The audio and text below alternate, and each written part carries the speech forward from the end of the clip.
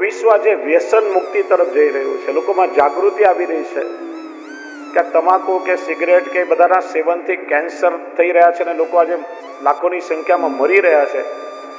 લોકો આજે વ્યસન છોડી રહ્યા છે અને આપણા દેશમાં મહિલા અને બાળક યુવાનોમાં વ્યસનની સંખ્યા વધી રહી છે. કઈ દિશામાં આપણે લોકો જઈ રહ્યા છે? હરે રામ હરે કૃષ્ણના માધ્યમથી પણ વિશ્વના લોકો આજે કૃષ્ણની ભક્તિમાં જોડાઈ રહ્યા છે. એક એવો પ્રયોગ કરવામાં આવ્યો એક યુરોપના દેશમાં. એક ઓરડાની અંદર હિન્દુ ધર્મમાં જેટલા દેવદેવીઓ છે બધાની પ્રતિમા મૂકવામાં આવી. પછી એક યુરોપિયન ત્યાંનો એને બોલાવ્યો કે ભાઈ આમાંથી તો કોઈને ઓળખે છે તને અમારા ધર્મનો કઈ જ્ઞાન ખરું, કોઈ અનુભવ? મને હિન્દુ ધર્મની કોઈ સમજણ નથી, આમાંથી હું કોઈને ઓળખતો નથી. તો કે તું બધાને જો અને તારું મન કોની પાસે અટકે છે, તને કોણ ગમે છે આ બધાનામાંથી? પેલો એક એક દેવ દેવીની પ્રતિમા જોતો જોતો છેવટે કૃષ્ણની પ્રતિમા પાસે આવીને અટકી ગયો કે મને તો આ ખેંચી રહ્યો છે, મારું મન આમાં આવીને અટક્યું છે. પૂછ્યું કેમ? તું એને ઓળખે છે? ન ઓળખતો નથી, પણ મને બહુ ગમી રહ્યો છે. પૂછ્યું કેમ? કે જેટલા દેવ દેવીઓ જોયા ને દરેકના હાથમાં કોઈને કોઈ અસ્ત્ર શસ્ત્ર છે, કોઈના હાથમાં ત્રિશૂળ છે, કોઈના હાથમાં તલવાર છે, કોઈના હાથમાં ધનુષ છે, કોઈના મુખ પર ક્રોધ છે, કોઈ એકદમ શાંત મુખ મુદ્રામાં છે. આ એક એવો છે કે જેના હાથમાં કોઈ અસ્ત્ર નથી પણ ફ્લૂટ છે, વાંસળી છે અને હસતો ચહેરો છે અને માનો આપણને કહી રહ્યો છે કે તમારા જીવનની પ્રત્યેક ક્ષણ એક સેલિબ્રેશન છે ને માણતા તમે શીખી લો. જે નાચી રહ્યો છે, મસ્તી કરી રહ્યો છે, એ મને ખેંચી રહ્યો છે. કર્ષતિ ઇતિ કૃષ્ણ. જેને જેને જોયા એ બધા જ મોયા. અનેક ધર્મમાં કૃષ્ણ ભક્તો થયા છે.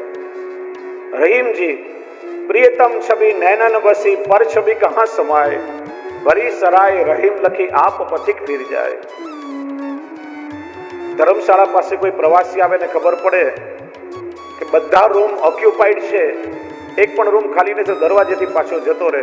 એમ જેને કૃષ્ણનું સૌંદર્ય જોયું ને જેના નેત્રોમાં વસી ગયું હોય એના જગતમાં પછી બીજું કંઈ જોવું ગમે નહીં. ताज बीबी, कारे खां, कभी मकसूद, रसखान, जको शेष महेश गणेश दिनेश सुरेशु जाए निरंतर ध्यावे, आदि अनादि अनंत अखंड अछेद अभेद सुवेद बतावे, नारद ते सुख व्यास रटे पछी हारी गए पुनी पार न पावे, ताही अहिर की छोहरिया छछिया भर छाछ पे नाच नचावे. प्राचीन कवियोથી લઈ અર્વાચીન સુધી જેને જેને કૃષ્ણના જીવનનું દર્શન કર્યું કે કૃષ્ણના ચરિત્રનું શ્રવણ કર્યું, કૃષ્ણમય થયા વગર રહી શક્યો નથી અને કૃષ્ણને ગાયા વગર રહી શક્યો નથી. ભલે આજનો કોઈ બુદ્ધિજીવી રેશનાલિસ્ટ હોય, થોડો આધુનિક સંદર્ભ લઈએ તો આજનો એક બુદ્ધિજીવી કવિ કૃષ્ણ દવે, એને તો કૃષ્ણ ભક્તિના કેટલાય ગીતો ને કવિતાઓ લખ્યા છે. એનો કાવ્ય સંગ્રહ મળે છે બહાર. કમ્પ્યુટર, વેબસાઇટ, ઇન્ટરનેટ એના બધા પાસાઓ લઈને કેટલું સુંદર કૃષ્ણ ભક્તિનું દર્શન કરાવ્યું છે. વાસલડી.com, મોરપીછ.com, વૃંદાવન આખું મારા કાનજીની વેબસાઇટ એટલી વિશાળ કે કયા કયા નામ એના રાખું. ધારો કે મીરાબાઈ.com રાખીએ તો રાધા રીસા એનું શું, અને વિરહી ગોપીનું ગીત એન્ટર કરીએ તો ફ્લોપી ભીંજાય એનું શું. પ્રેમની આ ડિસ્કમાં તો એવી વાનગી કોને છોડું ને કોને ચાખું, મારા કાનજીની વેબસાઇટ એટલી વિશાળ કે કયા કયા નામ એના રાખું. આગળ કે છે ગીતાજી.com એકલું ઉકેલવામાં ઉકલી ગઈ પંડિતની જાત. 5000 વર્ષ થયા, હજી ભગવદ્ ગીતા પર સંશોધન ચાલે છે. ગીતાજી.com એકલું ઉકેલવામાં ઉકલી ગઈ પંડિતની જાત, અને જાત બળી જાય છતાં ખ્યાલ ના રહે એ માણી શકે પૂનમની રાત. તુલસી મીરા સુર નરસૈયો થઈએ તો ઉકલે છે કંઈક ઝાખું ઝાખું, મારા કાનજીની વેબસાઇટ એટલી વિશાળ કે કયા કયા નામ એના રાખું. છેલ્લે કે છે એ જ મને પાસવર્ડ મોકલી શકે જેના સ્ક્રીન ઉપર નાચે છે શામ, અને એને શું વાયરસ ઘૂસી શકે જેના ચીર પૂરી આપે ઘનશ્યામ. ઇન્ટરનેટ ઉપર એ થનગનતો આવે, હું કોઈની વિન્ડો ન વાંકું. મારા કાનજીની વેબસાઇટ એટલી વિશાળ કે કયા કયા નામે ના રાખું. કૃષ્ણ તત્વ જ એટલું વિલક્ષણ છે. કર્ષતિ ઇતિ કૃષ્ણ. ક્ષણ માત્રમાં દર્શન થતા જ જીવની સંસારની આસક્તિ છૂટી જાય અને આપણા ચિતડાને ચોરી લે. રસકાનજીનો પ્રસંગ સાંભળ્યો હશે ને? સૈયદ ઇબ્રાહિમ પૂર્વના સમયમાં નામ, પઠાણોના સરદાર, 10 વર્ષના એક વાણિયાના બાળકમાં આસક્તિ હતી. જ્યાં સુધી એ બાળકનું મોઢું ના જોયે, જલ પણ ના પી, આખો દિવસ એની પાછળ પાછળ રખડ્યા કરે. એનું મોઢું જોયે તો ચેન પડે. સામેથી આવી રહ્યા હતા બે વૈષ્ણવ, વાતો કર્યા. રસખાનને જેટલી આસક્તિ આ માણસના બાળકમાં છે એટલી પ્રભુમાં થઈ જાય ને, એનો બેડો પાર થઈ જાય. રસખાનજી જોયું, પાસે આવે. તુમ દોનો ભી મેરી બાત કર રહે થે ના? ના ના, અમે તો મારી વાત કરતા હતા. વિચાર્યું આ મ્લેચ્છ છે, તામસી છે, કે ઉપદ્રવ કરશે. सच बताओ वरना सर उड़ा दूंगा. मुझे पता है मेरी ओर देख के बात कर रहे थे. वैष्णव के हमें तो कही रहा था कि रसखान में જેટલી આસક્તિ આ મનુષ્યના બાળકમાં છે એટલી જો ભગવાનમાં થઈ જાય ને, એનું જીવન ધન્ય થઈ જાય. અચ્છા, એ ભગવાન કિસે કહેતે હૈ? જેમણે આ જગતને બનાવ્યું, મને તમને બનાવ્યા, જે આપણા બધાનું પાલન પોષણ કરે છે, જે જગતનું લય કરે, એને મેં ભગવાન કહીએ. अच्छा, उसे भगवान कहते हो. ये भगवान कैसा दिखाई देता है? एक वैष्णव પાસે શ્રીજી બાવાનું ચિત્ર હતું. ચિત્ર કાઢીને રસકાનજીને બતાવ્યું. જો અમારા ભગવાન આવા દેખાય. જ્યાં પ્રભુના ચિત્ર પર કેવલ દ્રષ્ટિ પડી અને પ્રભુએ શું લીલા કરી, એક ક્ષણ માત્રમાં પેલી લૌકિક આસક્તિ છૂટી ગઈ અને એવી પ્રભુમાં આસક્તિ થઈ ગઈ. કહેવા લાગ્યા, અરે ये तो मेरा महबूब है, कोई मुझे मेरे महबूब के दीदार करा दो, कोई अपने महबूब से मुझे मिला दो.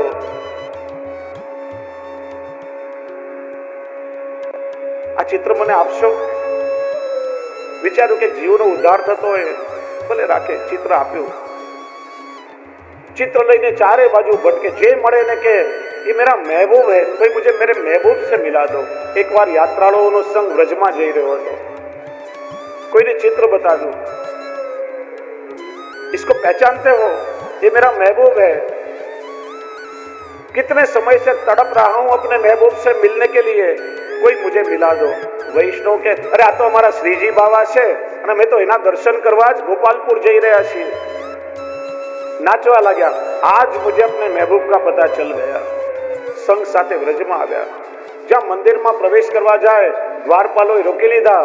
આ હિન્દુઓનું મંદિર છે, તમે અંદર ના જઈ શકો. मुझे मत रोको, अपने महबूब से मिलने दो. કે અમને આજ્ઞા નથી, અમે ના જવા દઈએ. તળેટીમાં બેસી રહ્યા.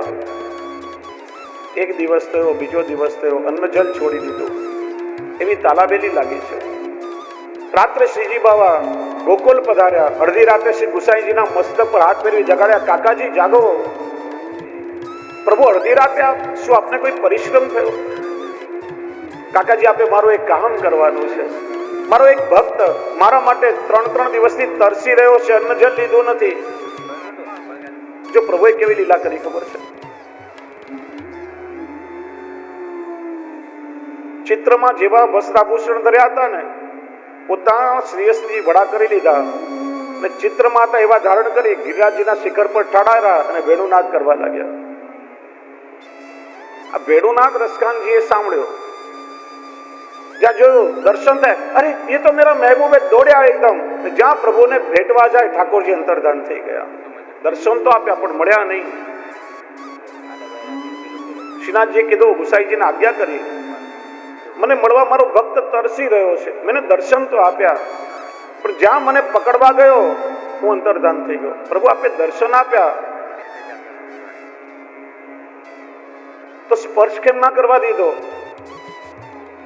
આજ્ઞા કરી. મેં શ્રી મહાપ્રભુજીને એક વચન આપ્યું છે. કયું વચન? મારા દર્શનનો અધિકાર તો આ જગતમાં બધાને મળશે, પણ શ્રી વલ્લભના દ્વારા જેને બ્રહ્મ સમન પ્રાપ્ત થશે ને, એને જ હું કેવલ મારા શ્રીઅંગને સ્પર્શ કરવાનો અધિકાર આપીશ. આપ પધારો ને જીવને શરણમાં લો. મારા માટે તરસી રહ્યો છે કે એના પ્રાણ ન નીકળી જાય. શ્રી ગુસાઈજી તરત જ ઘોડા પર બિરાજ્યા, ગોપાલપુર તરફ પ્રસ્થાન કર્યું. જ્યાં તળેટીમાં પધાર્યા, માર્ગમાં રસકાનજી મળ્યા. रुक जाओ, लगता है तुम मेरे महबूब के यार हो. श्री गुसाई जी के तुमने कैसे पहचान लिया कि मैं तुम्हारे महबूब का यार हूं? अरे तुमने भी ऐसे ही कपड़े पहने और तुम्हारी दृष्टि भी उसके मंदिर की ओर थी, मुझे लगा तुम मेरे महबूब के यार हो. श्री गुसाई जी कहे, हाँ मैं तुम्हारे महबूब का यार हूं और तुमको तुम्हारे महबूब से मिलाने के लिए ही आया हूं, चलो मेरे साथ. हाथ पकड़ीने लई गया. એ જીવને શરણમાં લીધો. ટગર ટગર શ્રીનાથજીના દર્શન કરી રહ્યા છે. નેત્રમાંથી પ્રેમના અશ્રુ વહી રહ્યા છે. જ્યાં દર્શન કરીને મન ભરાયું, દંડવત પ્રણામ કર્યા, ઉભા થઈને પાછા વળવા જાય ત્યાં શ્રીજી બાવાએ હાથ પકડી લીધો. ભાગે છે ક્યાં? અત્યાર સુધી તો મને મળવાની તાલાવેલી તને હતી, હવે તો શ્રી વલ્લભે તારો હાથ પકડીને મારા હસ્તમાં સોંપ્યો છે. હવે લાખ ભાગવાની કોશિશ કરીશ ને હું તને નહીં છોડું, ચલ મેરે સાથ ખેલવે કે લીએ. એવી કૃપા કરી ઠાકોરજીએ. કેવલ એક ચિત્રમાં દર્શન કરીને મન ખેંચી લીધું અને પ્રભુ કેવા લાગ્યા હતા. જેને એકવાર શ્રીનાથજીનું વદન કમલ જોયું, કોટી કલ્પનું મલિન થયેલું મન એક પલકમાં જોયું. એકવાર જેને શ્રીનાથજીનું વદન કમલ જોયું,